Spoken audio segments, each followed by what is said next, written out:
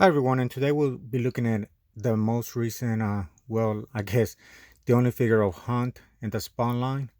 And I know this figure has been out for a while. I just saw a deal posted by Walmart. I think it was like $13. So I said, let me get this figure and view it because I missed out on the pre-orders.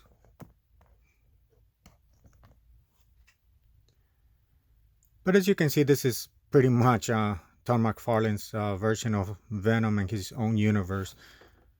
I think they do call his costume a symbiote too in the comic. I only read the first 12 issues, but I think the character has been integrated now in the Spawn comic.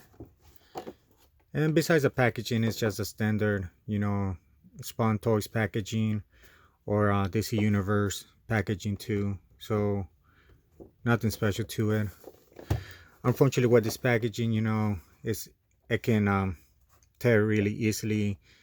I wish, McFarlane will either, if he's trying to save cost, either shrink down the packaging and give us, more collector friendly packaging that we can store later. And as you can see, here, the package does rip easily, or if you're a collector that cares about the packaging, unfortunately, this isn't for you. And over here, like the hook, I don't know why some figures have even this hook anymore, and if they're sold online, but yeah, that's just a little bit of criticism on the quality control for the packaging used.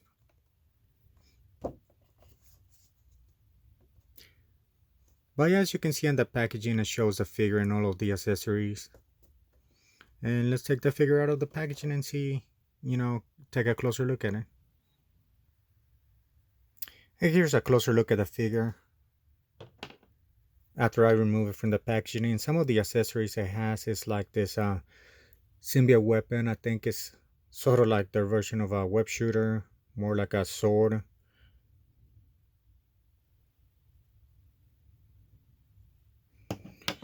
And he does have an additional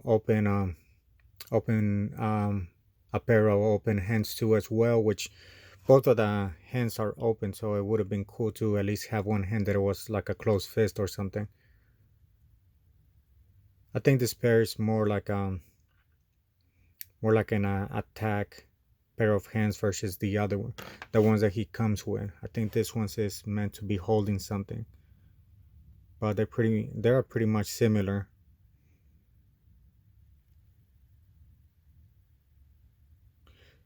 So overall, I think this figure shines in the sculpting department.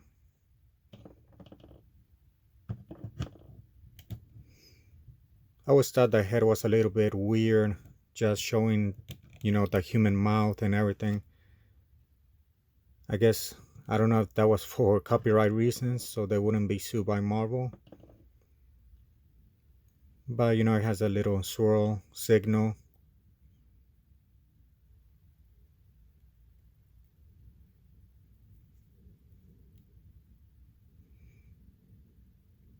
And then it also has a base, sort of like the symbiote base too, which I think I'm just gonna paint it black and just display with the, like my Marvel Legends Venom figure.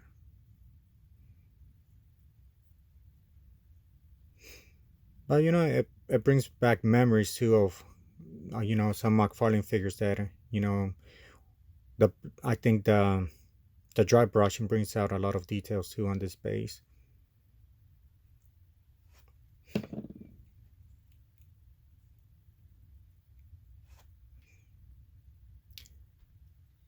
As for articulation, it has a standard articulation, and what I noticed about this figure right away is that some of the articulation was really smooth, sort of like a figure arts toy. So I was really impressed by that.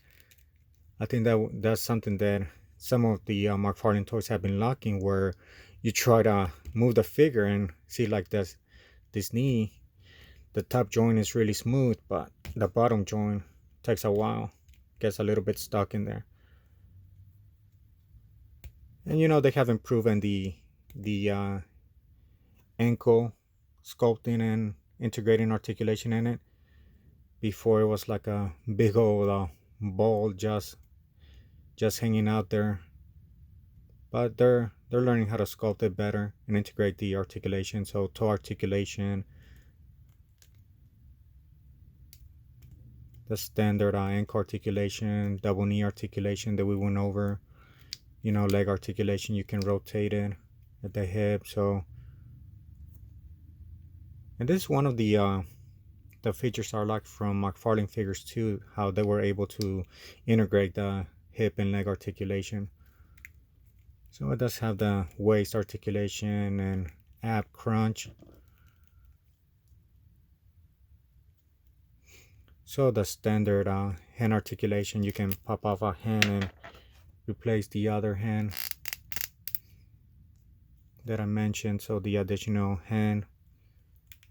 So wrist articulation, double elbow articulation. The standard rotating bicep articulation does have a little bit of butterfly joint, but there's not much mobility to it.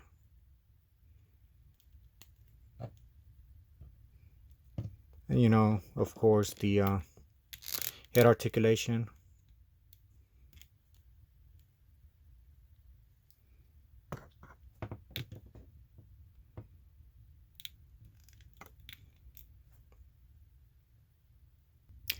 And as for size comparison, here he is standing next to Gunslinger Spawn. And so he's around the average size of a McFarlane figure. I think Gunslinger Spawn may be a little bit taller than, you know, the average figure. So just so you can see a little bit of the size comparison. But overall, I think if you're a big Spawn fan or a fan of this character, or even you know, the Venom character, or you're a customizer, this is a really great figure that you can pretty much customize into a Venom or any symbiote figure in your collection. And yeah, I really like the, I think the paint work also shines on this figure, and how smooth the articulation is. So I think right now this figure is averaging around $16. I think we've seen it as low as $11. So if you're thinking about getting this figure, definitely get it now. But knowing McFarlane, I wouldn't be surprised if we get an exclusive figure along the road with like a different head or additional weapons, as he likes to call it. So let me know if you have any questions, and thank you for watching.